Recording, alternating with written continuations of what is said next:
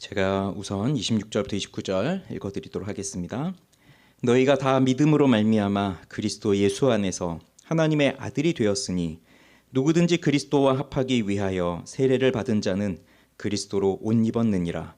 너희는 유대인이나 헬라인이나 종이나 자유인이나 남자나 여자나 다 그리스도 예수 안에서 하나이니라. 너희가 그리스도의 것이면 곧 아브라함의 자손이요 약속대로 유업을 이을 자니라. 아멘. 27절 말씀 우리 다 함께 읽어보겠습니다. 시작. 누구든지 그리스도와 합하기 위하여 세례를 받은 자는 그리스도로 옷 입었느니라. 아멘. 기도하겠습니다. 하나님 감사합니다. 수요일 저녁입니다. 오늘 이 시간에 저희들을 이 예배의 자리로 인도하여 주신 건 너무 감사합니다. 하나님께서 우리의 삶을 다 보셔서 아시겠지만 우리가 생각할 때에도 성공스러운 삶을 살지 못합니다. 만족스러운 삶을 살지를 못합니다. 특별히 하나님 앞에서 우리를 들여다볼 때에도 경건하게 살고 싶었지만 그러지를 못하였고 하나님 앞에 신실한 신자로 살고 싶었지만 그러지 못하였습니다. 그러한 마음을 안고 오늘도 이 자리에 나아왔습니다. 그러니 주께서 우리를 불쌍히 여겨주시고 긍휼히 여겨주셔서 우리의 모든 죄를 용서하시고 또 우리를 의롭다 하여 주시는 그 하나님의 은혜로 말미암아 다시금 주 앞에서 큰 힘을 내어 살아갈 수 있는 용기와 또 다시금 주님 앞에서 주님만을 갈망하며 살아갈 수 있는 그 새로운 마음을 우리 가운데 허락하여 주셔서 더욱더 주님을 깊이 만나는 저희들, 하나님과 함께하는 기쁨을 누리는 저희들, 우리가 그리스도로 옷 입은 자로 인하여서 정말 하나님께 받아들여진 자가 되었다는 것을 그것으로 인하여 감격할 수 있는 저희들, 그 삶을 살아갈 수 있도록 도와주시옵소서. 오늘도 말씀하여 주시옵소서. 예수님의 이름으로 기도합니다. 아멘. 믿음이 오기 전에는 율법 아래에 메인바가 되어 살아갔죠. 율법은 초등교사, 즉 파이다고고스, 이것에 대해서 다시 설명드리진 않겠습니다.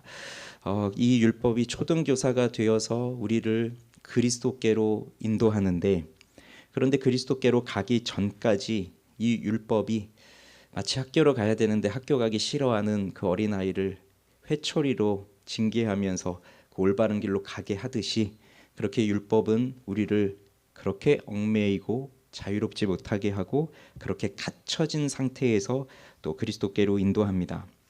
그래서 이 그리스도께로 가기 전까지 율법이 우리에게 채찍질을 하는데, 주로 이것이 우리 같은 사람들에게는 양심의 가책으로 많이 나타납니다. 그리고 심판에 대한 두려움으로 또 많이 나타나게 됩니다.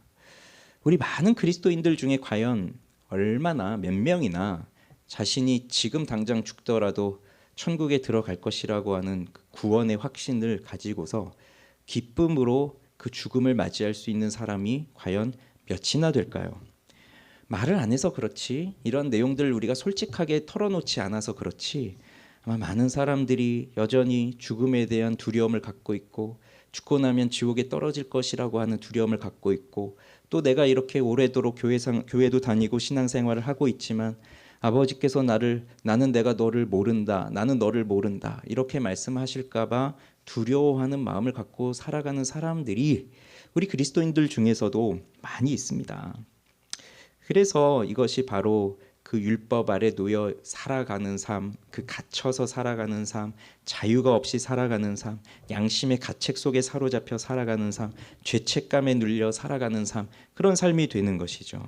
그러나 믿음이 온 후로는 이것이 완전히 바뀌어져서 더 이상 율법이라고 하는 초등교사 아래에 놓여 있지 않게 되고요.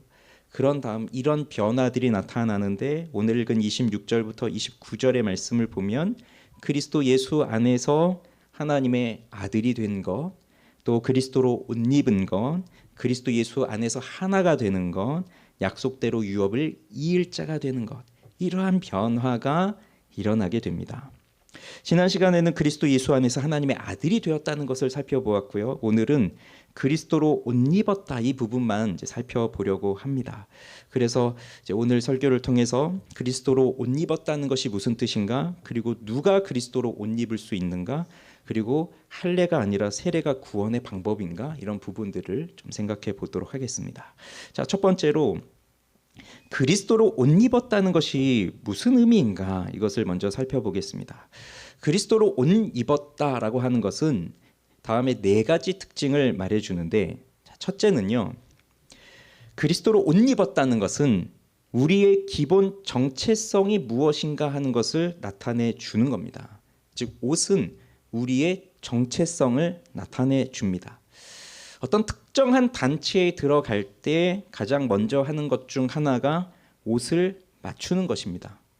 초등학교를 졸업해서 중학교에 입학할 때 제일 먼저 하는 것이 교복을 맞추는 거죠. 군대에 들어갈 때 제일 먼저 또 하는 것이 군복을 입는 거죠. 그런 것처럼 그 옷을 맞춰서 입는 거예요. 2002년 월드컵 때 계셨다면 다들 기억을 하시겠지만 붉은 악마라고 해서 우리 국민들이 다 붉은색 티셔츠, 빨간색 티셔츠를 입고 거리로 다 나오기 시작했습니다. 그때부터 그 같은 유니폼을 입고 응원하는 문화가 정착이 된 것 같아요.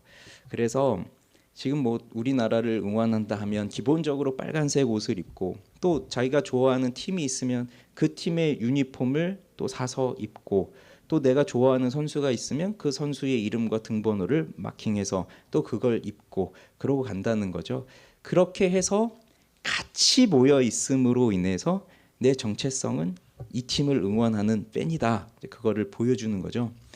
그런데 전부 다 빨간색 옷을 입고 있는데 나 혼자 파란색 옷을 입고 그 한복판에 있다. 그러면 얼마나 어색합니까? 그게 이제 우리가 옷으로서 보여주는 정체성이라고 하는 거예요. 그런데 지금요, 우리는 평상시 살아갈 때, 자, 오늘도 한번 봐보세요. 똑같은 옷이 하나도 없습니다. 다 각자가 자신만의 옷을 가지고 살아가고 있기 때문에 평상시에 입는 옷을 가지고 저 사람은 신분이 이렇구나, 저 사람은 연봉이 이 정도 되는구나, 그거를 우리는 파악할 수 없어요. 물론 저 사람은 좀 비싼 옷 입었구나, 저 사람은 좀 저렴한 옷을 입었구나, 그렇게 볼 수 있는 사람들은 있겠지만 또 저 같은 사람들은 그렇게 봐서도 저게 얼마짜리 옷인지 그런 것들이 또 잘 보여지지 않으니까 저 같은 사람이 볼 때는 다 똑같아 보여요. 그렇지만 이 당시 사람들을 한번 봐보세요. 이 당시 사람들 분명 자유인도 있겠지만 그러나 노예들도 있죠. 그러면 이 당시의 사회에는 다 정해져 있는 겁니다. 자유인들이 입는 옷, 귀족이 입는 옷, 또 왕족이 입는 옷, 황제가 입는 옷, 그리고 노예들이 입는 옷, 이것들이 다 정해져 있죠. 그리고 그 옷에 어떤 색깔을 넣느냐. 그래서 평범한 사람들이나 또 노예들은 황제가 쓰는 색깔들은 옷에 넣을 수도 없고 그런 것이 다 정해져 있기 때문에 이 옷이라고 하는 것이 그 옷을 보면서 이 사람은 이런 신분을 가진 사람이구나, 이 옷을 보면서 이 사람은 이런 정체성을 가지고 있는 사람이구나, 그것을 보여주는 거죠. 분명히 여기 갈라디아 교회의 성도들 중에서는 노예들도 많이 있었을 것입니다. 자유인들보다 노예들이 더 많이 있었을 것이라고 추정을 해요. 그래서 다음 주에 보게 될 말씀도 보면 유대인, 헬라인, 종이나 자유인이나 그러니까 종들이 또 있다는 거죠. 그런데 그들이 이제 예수 그리스도로 옷을 입은 사람들이 되었기 때문에 세상에서는 노예로 살아가고 있지만 그러나 그리스도의 옷을 입음으로써 그리스도의 옷을 입은 영광이 무엇인지를 깨달은 사람들이 되었어요. 현실에서는 노예라고 하는 신분을 가지고 있겠지만 그래서 노예로서 살아가고 있지만 그러나 더 이상 매가 두려워서 어쩔 수 없이 눈치를 보면서 일하면서 사는 그 노예가 아니라 그리스도로 옷을 입은 사람들, 그래서 그리스도로 옷을 입은 사람이 되어서 그 그리스도와 함께 그 일을 해 나가는 그 담대함으로 살아가는 사람으로 변화가 된 것이죠. 그래서 그리스도가 우리의 옷이 되었다고 하는 것은 우리의 궁극적인 정체성이 이제는 본질상 진노의 자녀에 속하여 있는 것이 아니라 이제는 하나님의 아들이 되어서 이 땅을 믿음으로 살아가는 그리스도인이 되었다고 하는 그 정체성을 우리에게 나타내 주는 거예요. 그게 그리스도로 옷을 입었다라고 하는 그 첫 번째 의미가 됩니다. 두 번째는 그리스도로 옷을 입었다고 하는 것은 그리스도가 우리의 삶에 가장 가까이 계시는 분이라는 뜻을 갖습니다. 자, 옷은요, 우리의 몸과 가장 가까운 관계에 있습니다. 가장 가까운 곳에 있습니다. 내 피부에 맞닿아 있죠. 그래서 옷은 그 어떠한 소지품보다 몸에 가장 가까이 있어요. 어떤 물건들을 가지고 다닌다고 하면, 자, 이런 물건들이 있다고 하면 이것은 내 주머니 속에 또 들어가고 하니까 이게 옷 속에 들어가지 내 몸에 닿지는 않잖아요. 그러나 옷은 내 몸에 딱 붙어 있는 것입니다. 그래서 자, 오늘도 여러분 생각해 보세요. 오늘 아침에 일어나셨어요. 그리고 이제 뭐 출근을 하시든지 또 뭐 일상생활을 하실 때 오늘 아침에 뭐부터 찾으셨나요? 오늘 무엇을 입어야 되나? 그 고민하지 않으셨어요? 왜냐하면 분명 어제만 하더라도 반팔 입고 반바지 입고 그렇게 나가도 괜찮은 날씨였는데 오늘은 그렇게 하면 안 될 것 같은 생각이 드니까 이렇게 급격하게 이렇게 날씨가 갑작스럽게 바뀌어질 때 제일 먼저 하는 것이 오늘 하루는 날씨가 어느 정도 되는가를 찾을 때 무슨 옷을 입어야 되느냐, 그러니까 어떤 옷을 입어야 내가 춥지 않을까, 그런데 또 어떤 옷을 입어야 낮에는 또 덥지 않을까, 그런 거 생각하면서 옷부터 찾잖아요. 그게 옷이 우리와 함께 가장 가까이 있기 때문이에요. 그래서 그 옷을 입으면서 그 옷으로부터 보호를 받는 거죠. 추울 때는 나를 따뜻하게 해줄 수 있는 옷, 또 더울 때는 또 내가 너무 덥지 않도록 나를 시원하게 해줄 수 있는 옷, 그런 옷을 입는 겁니다. 그래서 옷은 우리와 언제나 함께 하고 있어요. 여러분, 옷을 벗고 있는 시간은 씻을 때 말고는 없잖아요. 그러니까 옷은 늘 함께 하고 있는 겁니다. 그래서 그리스도로 옷을 입었다고 하는 것은 그리스도가 바로 이러한 옷이다. 즉 나를 지켜주시고 보호해 주시는, 그리고 나는 항상 그리스도를 의지하고 그리스도를 의식하고 그리스도와 가까이 있다. 그겁니다. 그래서 옷이 우리를 보호해 주듯이 그리스도가 우리를 보호해 주시는 거예요. 우리는 그분의 보호를 받으면서 사는 거예요. 그게 옷입니다. 또 세 번째는 그리스도로 옷 입었다고 하는 것은 그리스도를 본받는다는 의미예요. 자, 여러분은 어떤 옷을 좋아하시나요? 어떤 종류의 옷을 좋아하시나요? 오늘 입고 온 옷들이 평소에 좋고 좋아하는 옷인가요? 저는 정장을 입었습니다. 요즘에 이제 제가 정장을 자주 입지는 않지만 저는 정장을 좋아했었어요. 넥타이 매는 것도 좋아했었어요. 그래서 그 중고등학교 때 교복을 입을 때도 교복에 넥타이가 있는 것으로 인해서 되게 좋았었어요. 멋있으니까. 근데 제가 교역자가 되고 제일 먼저 한 게 또 뭐냐면 정장을 사야 되는 거였습니다. 그냥 대학생 때, 학생 때야 뭐 그냥 입고 다니지만 이제 전도사가 됐는데 그냥 입고 다닐 수는 없잖아요. 항상 정장을 입죠. 그런데 정장을 계속 입고 다니다 보니까 이제 불편할 때가 많아요.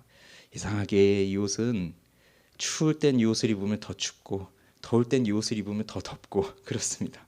코로나 전에는 병원에 신방 정말 많이 다녔거든요. 병원을 다니면서 보이기 시작하는 거예요.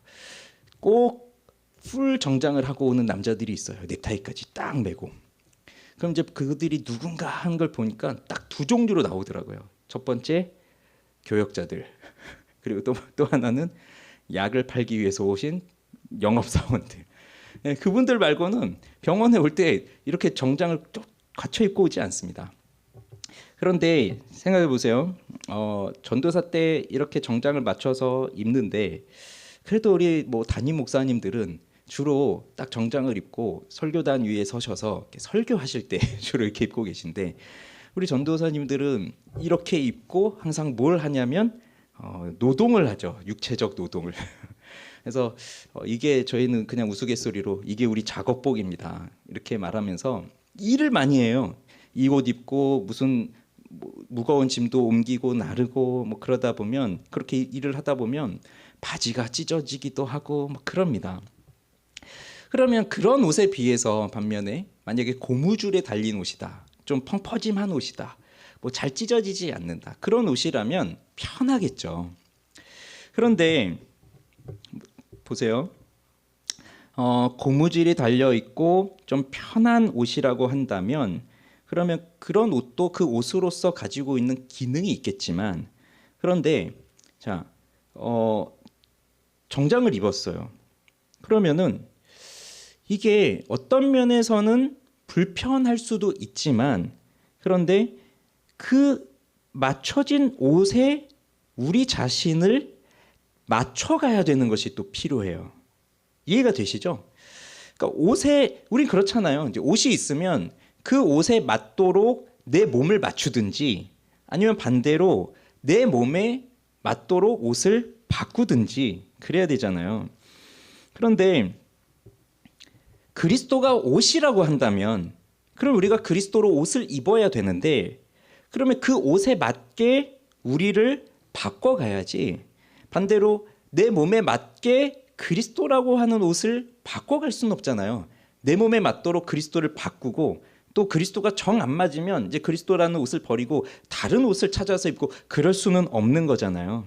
그래서 이게 무슨 의미를 갖고 있냐면, 자, 어떠한 특정한 옷을 입고 있다면 그 옷을 입고 있음으로 해서 마음대로 하지 못하는 것도 있는 거예요. 너무 편안한 옷을 입고 있으면 마음대로 할 수 있고, 또 나의 신분을 드러내지 못하는 그런 또 옷을 입고 있다면 어디든 가서든 뭐 마음대로 내가 행하겠지만, 정말 내 신분이 무엇인지를 딱 드러내주는 옷을 입고 있다면 그 옷에 맞춰서 내가 살아가는 거잖아요. 그 옷을 입고 있을 때 하지 못하게 되는 일들도 있는 거잖아요. 교복을 입고 있는데, 중고등학생들이 교복을 입고 있는데 그 교복을 입은 상태에서 뭐 유흥가에 가거나 뭐 그럴 수 없잖아요. 그런 것처럼 그 옷에 맞춰져서 우리가 살아갈 수 있다는 거예요. 그래서 그리스도로 옷을 입었다? 그건 뭐죠? 우리의 차림새가 바로 그리스도를 닮았다는 거예요. 그러면 그리스도를 닮은 우리가, 그 그리스도로 옷을 입고 있는 우리가 마음대로 죄를 지으면서 살아갈 수 있겠습니까? 그렇지 못하는 거죠. 내가 정말 그리스도로 옷을 입었다라고 하는 것을 확신하고 있다면 그리스도라는 옷을 입고 예수님과 반대되는 행동을 하고 죄를 짓고 마음대로 하고 그럴 수는 없잖아요. 그래서 우리를 그렇게 그리스도라는 옷에 이렇게 맞춰가도록 변화를 시켜주는 것도 있어요. 그러기 위해서 이 그리스도로 옷 입은 것으로 인해서 우리는 절제를 배우고 인내를 배우고 죄를 꺾는 일들을 배우고 거룩한 삶을 살기 위해서 애쓰고 그런 것도 있습니다. 그러니 예를 들어서 정말 내가 살이 쪘어요. 그러면 이 정장 같은 옷은 딱 맞지가 않는단 말이에요. 그런데 어떻게 해야 되겠어요? 내 살을 빼야 될 거 아니에요. 근데 이게 뭐 하루 이틀 만에 되는 일이 아니잖아요. 그건 굉장한 노력이 또 필요하고 오랜 시간의 인내가 필요한데, 자, 그리스도라는 옷에 맞춰서 내가 살아가기 위해 그만큼의 고난도 있고 그만큼의 시련도 있으면서 나는 또 그리스도를 닮아가고 있는 거예요. 그래서 이것이 또 네 번째 의미로 연결된다면, 결국 우리가 예수 그리스도를 닮은 차림새를 갖고 살아가는 것인데, 자, 그러면 자, 마지막 네 번째로 옷을 또 왜 입습니까? 우리가 옷을 입는 이유, 앞에서 뭐 나의 정체성을 드러내주고 또 나를 보호해주고 또 거기에 맞춰가고 이런 것도 있지만, 정말 옷을 입는 진짜 이유는 뭐예요? 예쁘기 위해서 입는 거잖아요. 그렇지 않습니까? 예쁘기 위해서 입는 거잖아요. 그러니까 보호하기 위해서도 입고, 추위를 막기 위해서도 입고, 더위를 피하기 위해서도 입고, 그런 기능적인 면도 있지만, 또 옷을 입는 이유 중에 가장 큰 이유는 예뻐 보이기 위한 거예요. 그래서 뭘 입어야 더 날씬해 보일까? 또 내가 이 위아래를 또는 뭐 신발과 뭐 가방과 이런 거를 어떻게 색상을 맞춰야 더 예뻐 보일까? 더 조화를 이룰까? 뭐 그런 거를 이제 생각하면서 입는 겁니다. 그래서 지금도 계속해서 새로운 디자인의 옷들이 나오고 있잖아요. 예쁜 게 중요하지 않으면 왜 옷이 뭐 형태가 바뀌고 디자인이 바뀌고 유행이 바뀌고 뭐 그럴 이유가 뭐가 있겠어요. 사람들은 또 그런 기능도 찾지만 예뻐 보이는 것도 굉장히 중요하게 여기고 있습니다. 그래서 유행이 돌고 돌아서요. 뭐 생각해 보세요. 우리 옛날에 힙합 바지 같은 거 이렇게 펑퍼짐한 거 입고 다니면 또 요즘에 다시 그런 또 넓은 옷들이 유행하잖아요. 근데 어른들이 볼 때에는 그런 옷을 입고 다니면, 야, 저게 옷이냐 뭐 이러면서, 네가 뭐 그 바닥 쓸고 다니는 청소부냐 뭐 그러면서 그렇게 비난을 받지만, 근데 또 우리가 서로 생각할 땐 그래도 이 옷이 가장 예뻐 하면 또 그 옷을 입는 거고, 또 뭐 찢어진 옷 같은 게 유행을 하면 무슨 이렇게 찢어진 옷, 이렇게 없어 보이게 찢어진 옷을 입냐 하지만 일부러 옷을 찢어가면서 그게 정말 예뻐 하면서 이렇게 입잖아요. 그렇다고 한다면 그리스도로 옷을 입는다는 것도 뭡니까? 우리가 그리스도와 같이 아름다워졌다는 아름다워졌다는 말이에요. 그리스도와 같이 예뻐졌다는 거예요. 그것은 곧 그리스도의 신분과 지위를 입었다는 겁니다. 우리는 율법을 완벽하게 지킬 수가 없어요. 그래서 우리는 양심의 송사를 받게 되어 있는데 그 양심의 가책을 받지 않도록 완벽하게 의로운 행위를 하면서 살아갈 수 없는 게 우리예요. 그런데 그리스도께서 이루신 그 의가 우리에게 옷으로 입혀진 겁니다. 그래서 하나님이 우리를 보실 때 무엇을 보시는 겁니까? 예수 그리스도를 보시는 거예요. 비록 내 몸은요 여전히 때가 묻어 있어요. 여전히 튀어나온 뱃살이 이렇게 있어요. 예쁘지가 않아요.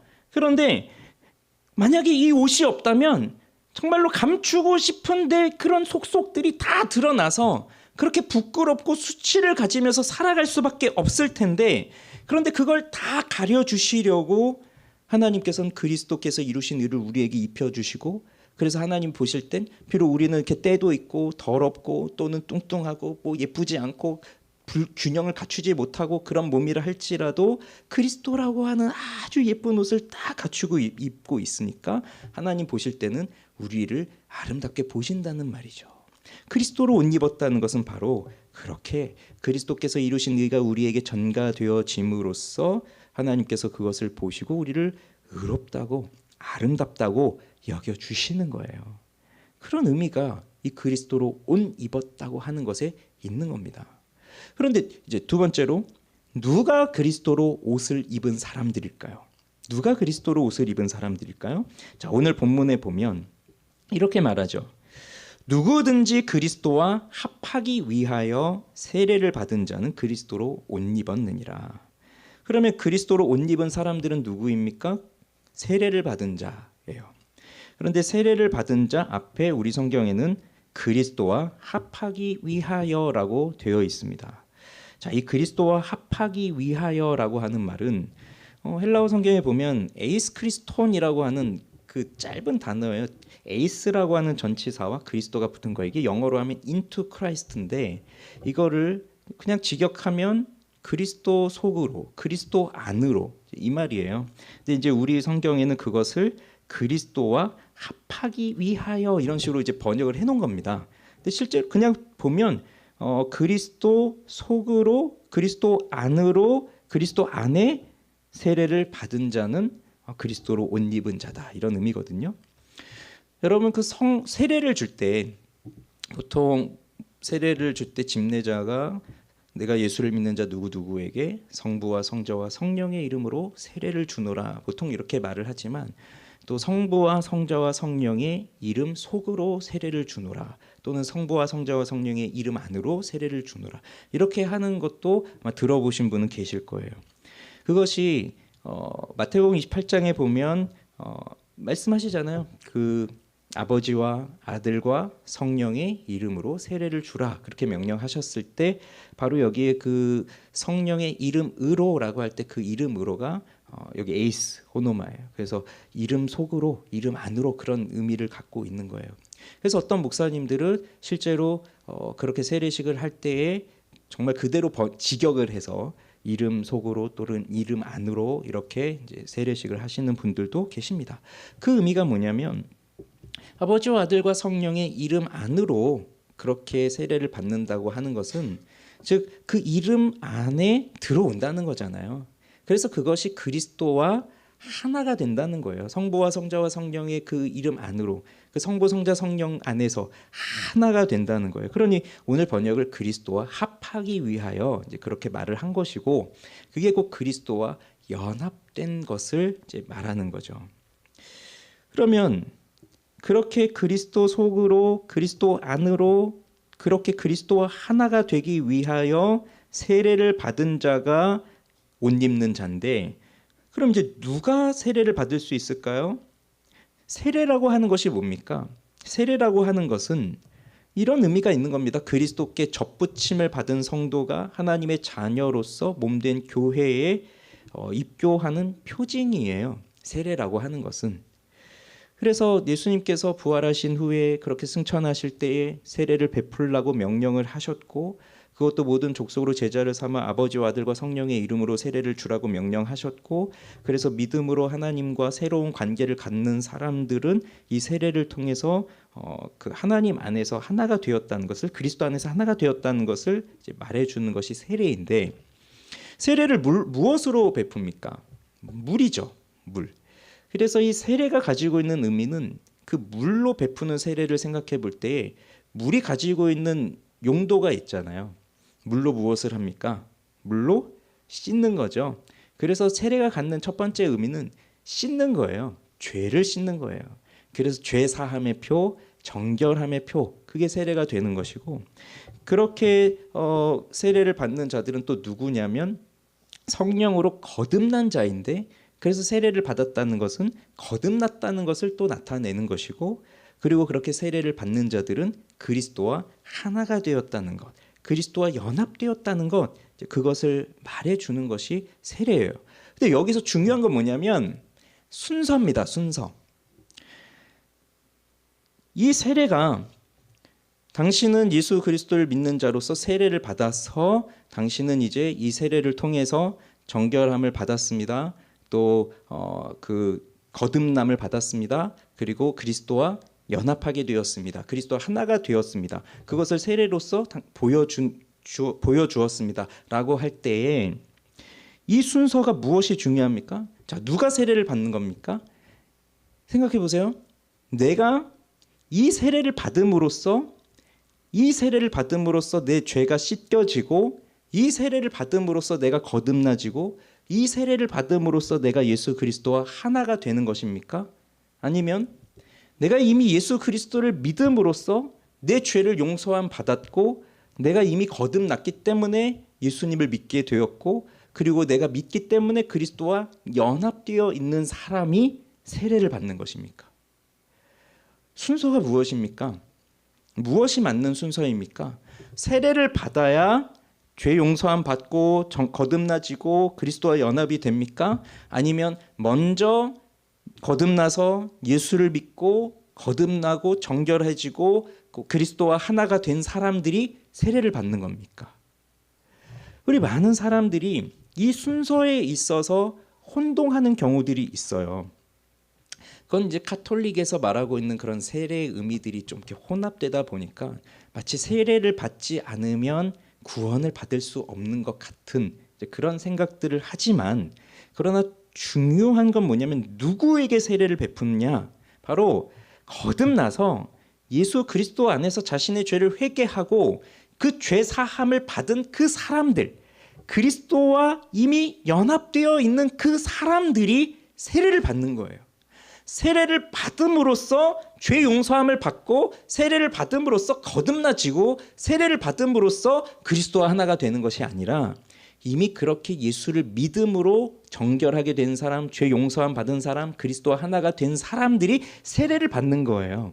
근데 왜 세례를 줍니까?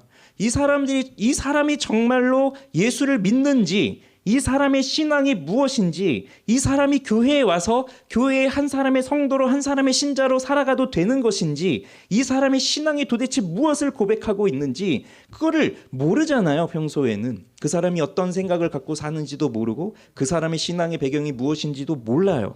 그래서 그 사람이 이 교회라고 하는 이 공동체 안에서 자신이 만난 예수 그리스도, 내가 믿고 있는 이 기독교의 신앙에 대해서 점검하고 배우고, 그리고 그것을 공적으로 고백함으로써 이 사람이 믿고 있는 내용이 확실하다라는 것을 교회가 알 때에, 그때 세례를 줌으로써 이 사람이 진정으로 예수 그리스도와 하나가 된 사람이구나 라고 하는 도장을 찍어주는 게, 그게 세례라고 하는 거예요. 그러니 세례는 구원을 받는 조건이 아니죠. 이미 구원받은 사람들이 우리가 모여있는 이 공동체 안에서 예수를 믿는 사람이라고 하는 그 표를 받는 거예요. 그래서 이렇게 먼저 예수를 믿고, 그리고 죄 용서함을 받고 그리스도와 하나가 된 사람이 이 교회 안에 들어와서 세례를 받는 겁니다. 그런데 이런 질문을 할 수 있을 것 같아요. 그러면 지금 이 갈라디아서 안에서 보면 계속해 강조하고 있었던 게 뭔가요? 이 유대주의자들이 이 갈라디아 교회 성도들, 즉 이방인들에게 너희가 예수를 믿었구나. 자, 너희가 그렇게 하나님의 자녀가 되었구나. 그런데 너희가 하나 부족한 것이 있다. 진짜 너희가 정말 아브라함의 자손, 진짜 하나님의 자녀가 되기 위해서는 너희들이 구약 성경에 나오고 있는 할례를 받아야 된다. 그리고 그 할례부터 시작해서 그 구약에 나온 율법들을 지켜야 너희가 정말 하나님의 자녀라고 할 수 있다. 그걸 지금 강조하고 있어서 이것에 대해서 바울이 그 교인들을 잘 가르치는 거잖아요. 할례로 구원을 받는 것이 아니다.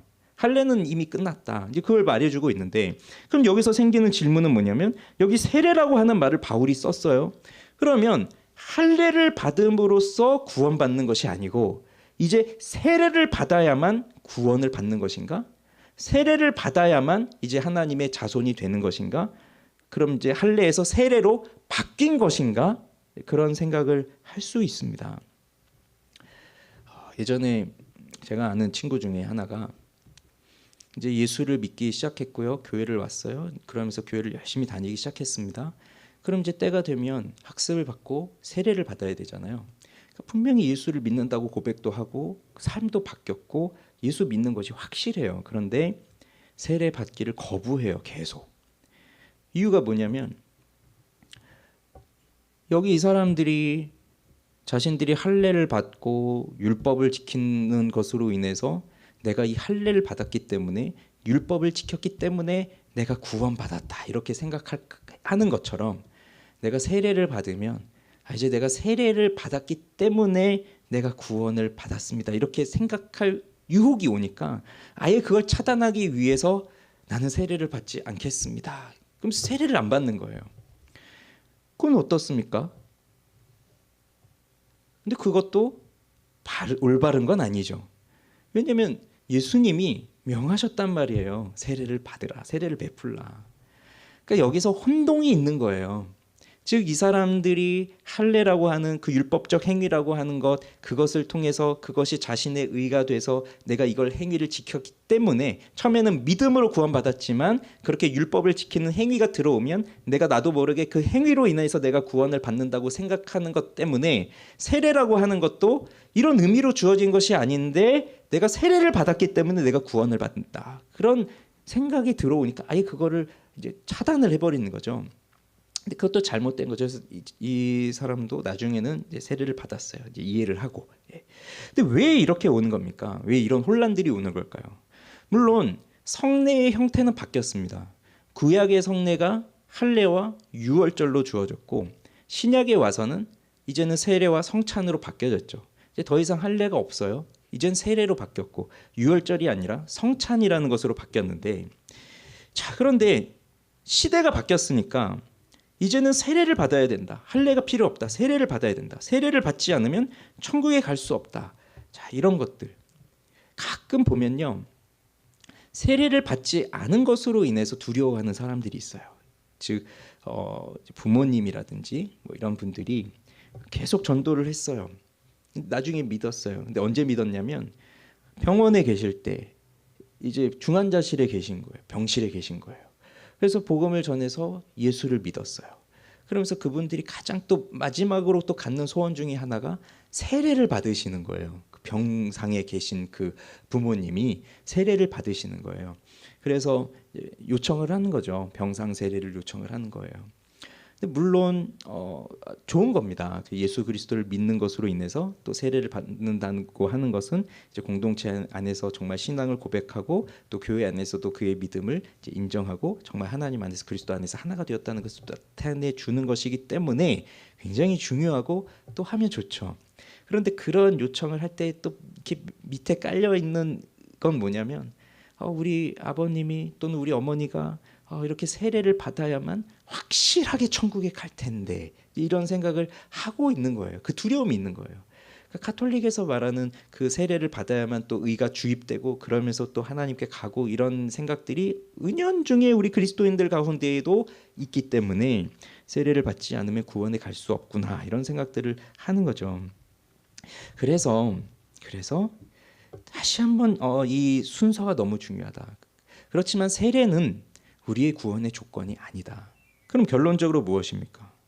세례는 이미 믿는 자에게 주어진 거예요. 이미 믿는 자에게, 이미 거듭난 자에게, 이미 그리스도와 하나가 된 자에게.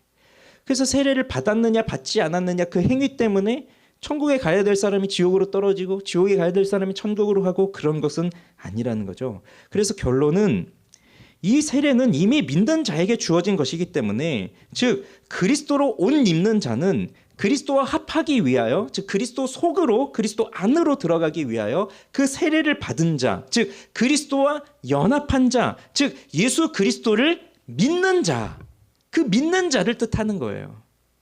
그 세례라고 하는 행위를 통해서 그리스도로 옷 입었다 그것을 말하기 이전에 이미 예수 그리스도를 믿음으로써 그리스도와 하나가 되어 연합되어서 진짜 그리스도인이 된 사람들 그 사람들이 바로 그리스도 예수로 옷 입은 사람들이 되는 것이다. 그래서 앞에 있는 그 25절 26절의 말씀처럼 믿음으로 말미암아 그리스도 예수 안에서 하나님의 아들이 되었다 하는 것처럼 이 그리스도 예수로 옷 입는 자들 역시 그리스도 예수를 믿는 믿음 안에 있는 사람들이 바로 그리스도 예수의 옷을 입는다는 거예요.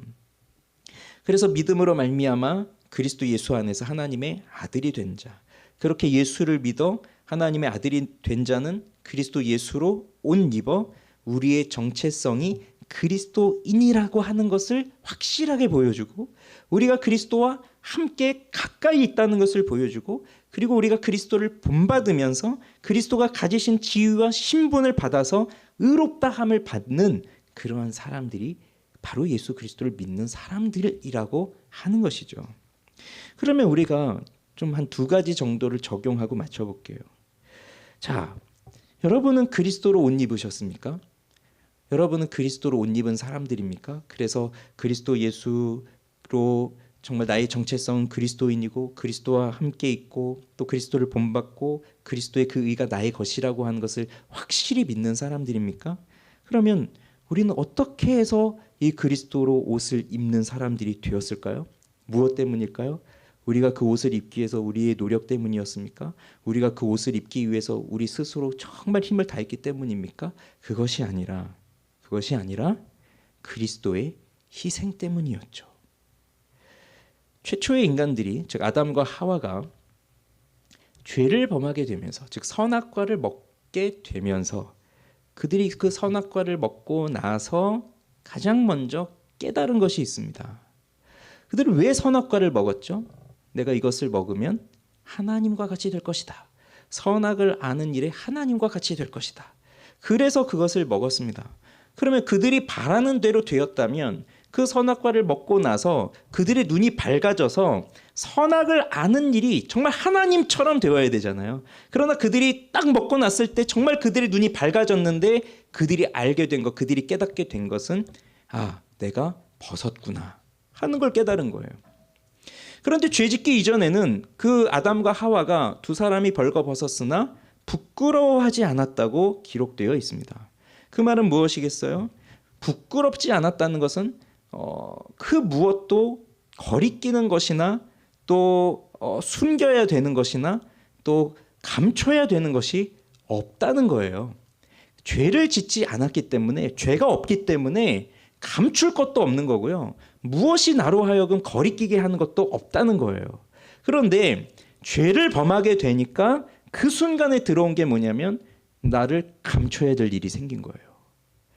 아무리 내 살 중에 살이요 내 뼈 중에 뼈요 그러면서 가장 가까운 사이였다고 할지라도 죄가 들어오고 나니까 내 살, 내 뼈 그 앞에서도 나를 감춰야 되는 것이 들어오게 된 거예요.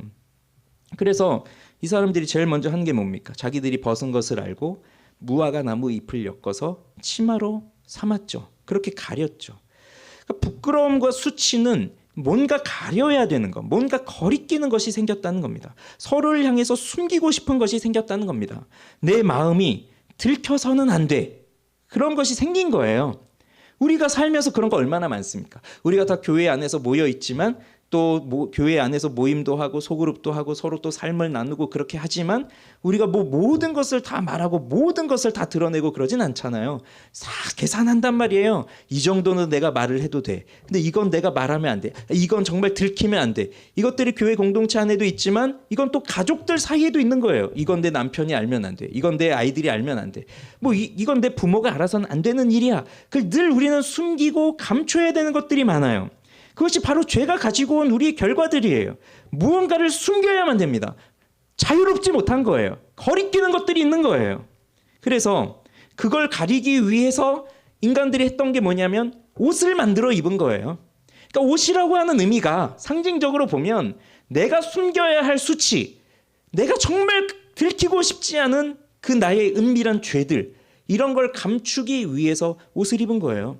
마치 내 몸매가 정말 좋지 않아, 내가 너무 뚱뚱해, 그걸 가리고 싶잖아요. 제가 지금 여기서 옷을 다 벗어서 제 몸을 다 드러내주면 제가 이렇게 몸짱이에요, 이런 걸 말하고 싶은 사람이 어디 있겠습니까? 정말 가리고 싶은 걸 지금 다 가리고 있는 거예요. 그러기 위해서 옷을 만들어 입었고, 그러기 위해서 우리의 얼굴을 가리기 위해 가면을 쓰고 다닌단 말입니다. 그러니 그리스도인들도 솔직히 정말 많은 가면을 쓰고 있어요. 이럴 때는 이렇게 또 감추고, 이럴 땐 또 이런 가면을 쓰면서 내가 이렇게 잘하는 사람이야, 이런 걸 또 보여주고 그러면서 살고 있습니다. 그런데 그게 뭘로 만든 거예요? 무화과나무 잎으로 만들었단 말이죠. 그럼 이거는 언제든지 찢어지고 언제든지 벗겨질 옷이에요. 언제든지 벗겨질 가면이에요. 그래서 우리가 조금만 실수하면, 조금만 방심하면 이게 그냥 싹 바람이 한번 슉 하고 불었는데 이렇게 싹 드러나니까 감추고 싶었는데 저 사람이 우연히 또 보게 되는 거예요. 그럼 어떻게 하겠어요? 더 감춰야죠. 더 두꺼운 걸로 입어야죠. 더 튼튼한 걸로 해야죠. 그래서 우리는 더 튼튼한 옷을 입고 더 튼튼한 가면을 쓰지만 그것이 또 우리의 죄를 더 부를 뿐이에요. 죄를 짓고 감추고, 죄를 짓고 또 감추고, 악순환의 반복입니다. 이러한 우리에게 필요한 것이 무엇이겠습니까? 바로 새로운 옷입니다. 그냥 바람 불면 그냥 잠깐 방심하면 찢어지고 날아가 버릴 그런 아주 허름한 옷이 아니라 어떠한 상황이 와도 정말 우리를 가려줄 수 있는 그 완벽한 옷, 그 튼튼한 옷이 필요한 거예요. 그 옷이 바로 그리스도의 옷입니다. 그 옷이 바로 예수 그리스도의 옷이에요. 이 옷을 입혀주시기 위해서 그리스도가 이 땅에 오셨고, 그 옷을 입혀주시기 위해서 예수 그리스도가 십자가에 달리셨습니다. 십자가에 달리실 때 우리가 기본적으로 알고 있는 것들, 십자가에 달리기 전에는 채찍에 맞으셔야 돼. 그리고 그 십자가를 지고 형장까지 끌고 가셔야 돼. 그리고 그 십자가의 손과 발이 못이 박혀야 되지. 그리고 죽을 때까지 매달려서 피를 흘리면서 그 고통을 당하면서 죽어야 하지. 그 정도는 우리들이 십자가에 대한 공부를 하신 분들은 다 알고 계신 내용들이에요. 그런데 여기에서 빠진 것이 하나가 있습니다. 빠진 것이 하나 있어요. 뭐냐면 채찍에 맞고 그 십자가를 끌고 가서 못이 박히기 위해 먼저 이루어지는 일이 바로 옷이 벗겨지는 일이에요. 예수님도 그러지 않았습니까? 채찍에 맞으시기 위해서 그 옷을 벗기지 않아요. 그런데 우리는 그림이라든지 또는 영화라든지 그런 이제 매체를 통해서 십자가에 달리신 그리스도를 볼 때 그래도 속옷은 입고 계시잖아요. 그러나 그 밑에서 로마 병자 군인들이 제비 뽑은 게 뭡니까? 속옷을 가지고 나누고 있는 거잖아요. 그러니까 원래대로 한다면 아무것도 입지 않은 채 벌거벗겨진 채 채찍에 맞고 십자가에 달리는 거예요. 그리고 그 십자가형은 공개 처형이기 때문에 아무도 보지 않는 곳에서 그렇게 하는 게 아니라 모두가 다 볼 수 있도록 그렇게 하는 거예요. 그러니 그 십자가형은 고통도 있지만 동시에 인간이 당할 모든 부끄러움과 수치를 그 자리에서 당하게 하는 겁니다. 그러니 인간들이 죄를 범하였을 때 자신들이 벗었다는 것을 알고 그 부끄러움과 수치를 감추기 위해서 평생토록 살아가면서 노력하는 게 어떻게 하면 내 수치를 감출 수 있을까? 어떻게 하면 사람들에게 내 죄가 들키지 않을까? 그것을 생각하면서 그 일을 위해서 힘껏 노력하면서 살았는데 사실 그 인간이 받아야 될 최후의 형벌은 그 모든 것이 발가벗겨져서 너 이런 사람이야. 너 바로 이런 죄인이야. 네가 이렇게 은밀하게 죄를 짓고 부도덕하고 부정직하고 음란하고 더럽고 그렇게 살았던 인간이야. 그것을 모든 사람들에게 보여주면서 형벌을 받아야 되는 게 그게 인간이 받아야 할 형벌이었다는 거죠. 그러나 예수님이 우리가 벗겨져야 될 그 자리에서 예수님이 대신 벗겨졌어요. 그리고 예수님이 십자가에 달리신 거예요. 그렇게 함으로써 예수님이 받으셔야 할 그 의의 옷이 우리에게 입혀진 겁니다. 그러니 우리가 그리스도로 옷 입었다라고 하는 것은 그냥 입혀진 게 아니에요. 예수님이 벗겨졌기 때문에 우리가 입혀진 거예요. 우리가 받아야 할 그 수치와 부끄러움을 예수님이 대신 지셨기 때문에 우리가 지금 그 부끄러움을 당하지 않고 그 그리스도로 옷을 입게 되었다는 거예요. 그러니 내가 벗겨져야 할 것이 예수님이 대신 벗겨지셨고 예수님이 입으셔야 될 것이 내게 대신 입혀지게 되었으니 이 그리스도로 옷 입었다라고 하는 이 표현이 얼마나 놀라운 표현인지 모릅니다. 이건 우리가 정말 두고두고 생각하면서 두고두고 묵상하면서 정말 나에게 주신 놀라운 특권이구나. 그리스도로 옷 입었다는 것이 그냥 가벼운 것이 아니구나. 예수님이 이렇게 하셨기 때문에 내가 이렇게 받은 것이구나.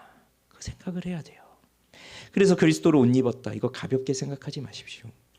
이렇게 되기까지 우리 주님이 받은 희생이 있으셨기 때문에 내게는 이런 은혜가 있는 거예요. 그리고 마지막 하나. 결국 그리스도 예수로 옷 입은 사람들은 어떻게 살아가야 될 것인가 하는 겁니다. 바울이 그리스도로 옷 입었다라고 하는 표현을 여기서만 쓰지 않아요. 바울은 종종 이 옷이라고 하는 비유로 설명을 합니다. 로마서에 보면 로마서 6장부터 8장까지 거기서도 그리스도와 연합 이런 개념들을 이야기하거든요. 그러면 그 로마서 6장에서 8장에 나오는 그런 내용들을 살펴보면 그리스도를 옷 입는다는 개념을 뭐라고 설명하고 있냐면 그리스도와 함께 죽고 그리스도와 함께 사는 것으로 이야기를 하고 있어요. 그리고 로마서 13장에 가면 이렇게 또 바울이 쓰고 있습니다. 제가 읽어드릴게요. 13장 11절부터 14절인데 또한 너희가 이 시기를 알거니와 자다가 깰 때가 벌써 되었으니 이는 이제 우리의 구원이 처음 믿을 때보다 가까웠음이라. 밤이 깊고 낮이 가까웠으니 그러므로 우리가 어둠의 일을 벗고 빛의 갑옷을 입자. 낮에와 같이 단정히 행하고 방탕하거나 술 취하지 말며 음란하거나 호색하지 말며 다투거나 시기하지 말고 오직 주 예수 그리스도로 옷 입고 정욕을 위하여 육신의 일을 도모하지 말라. 이런 식으로 썼습니다. 그리고 에베소서 6장에 가면 우리가 또 잘 아는 거 있죠. 너희는 전신갑주를 취하라. 입으라고 하잖아요. 전신갑주를 입으라라고 말하고 있잖아요. 그걸 보면 오늘 이 갈라디아서 3장 27절에 그리스도로 옷 입었다라고 할 때 이 옷 입었다라는 동사는 그 직설법으로 나오고 있습니다. 직설법 동사예요. 옷 입었다. 그래서 여기 왜냐하면이라는 말이 있거든요. 그러니까 왜냐하면 그리스도 안에서 그 세례를 받은 너희 모두는 그리스도로 옷 입었기 때문이다. 그 직설법으로 쓰여져 있어요. 그러나 다른 데서는요. 이 옷 입는다는 것을 명령법으로 쓰고 있어요. 너희는 옷을 입어라. 너희는 옷을 입어라. 그리스도 예수로 옷을 입어라. 그리스도 예수로 빛의 갑옷을 입어라. 전신갑주를 입어라. 다 명령으로 말하고 있는 겁니다. 자, 이게 무슨 의미를 말하고 있는 걸까요? 그렇게 명령으로 그리스도 옷을 입어라라고 하는 그 명령을 받을 수 있는 사람들이 누구입니까? 그들이 바로 그리스도 예수로 옷을 입은 사람들이에요. 이미 과거형으로 직설법으로 너희는 그리스도로 옷을 입었다. 이 사람들이 너희는 그리스도로 옷을 입어라. 그 명령을 받을 수 있는 거예요. 즉 우리가 그리스도 예수로 의롭다함을 받았다는 그것이 된 사람들. 그래서 그리스도 예수 안에서 그리스도와 함께 죽고 그리스도와 함께 삶으로써 그리스도와의 연합을 이루고 있는 그 사람들이 그리스도로 옷 입어라. 그 말은 무엇이에요?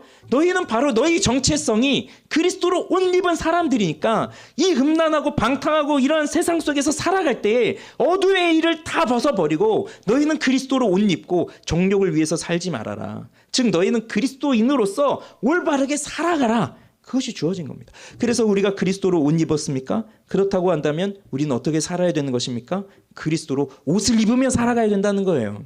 그러나 수많은 사람들이 내가 그리스도로 옷 입었다 하는 것을 그것으로 인해서 감격하지만 그것으로 인해서 내가 구원받았다고 기뻐하지만 그러나 실제로 자신의 삶에서는 그리스도로 옷 입는 그런 일들을 하지를 않아요. 그리고 자꾸 벗어버리는 거예요. 이게 힘드니까, 불편하니까, 어려우니까, 오히려 세상에서 그냥 어두움으로 사는 게 더 편하니까 자꾸 옛날 방식으로 돌아가려고 하고 있는 거예요. 그러니 작은 유혹이 와도 그리스도로 옷 입었다면 내가 정말 정욕에 빠지지 않도록 육신의 일을 도모하지 않도록 그 빛의 갑옷을 입고 그것과 싸우고 그러면서 살아가야 되는데 힘드니까 벗어버린다는 거죠. 그러니 우리에게 계속해서 우리가 또 기억해야 될 것이 무엇입니까? 네가 그리스도로 옷 입었느냐? 네가 정말 그리스도로 옷 입은 자냐? 그러면 너 그리스도로 옷 입고 살아가라. 그 옷 입고 살아가라. 이 세상과 싸워라. 그래서 정욕을 위해서 육신의 일을 도모하지 말아라. 이 말씀이 그 어거스틴이 회심으로 이끈 그 말씀이거든요. 이 말씀이 그리스도 예수로 옷 입고 그겁니다. 그러니 지금 우리가 그리스도로 옷 입었다면 지금 우리는 그리스도로 옷 입으라고 하는 명령을 또 함께 받고 있는 거예요.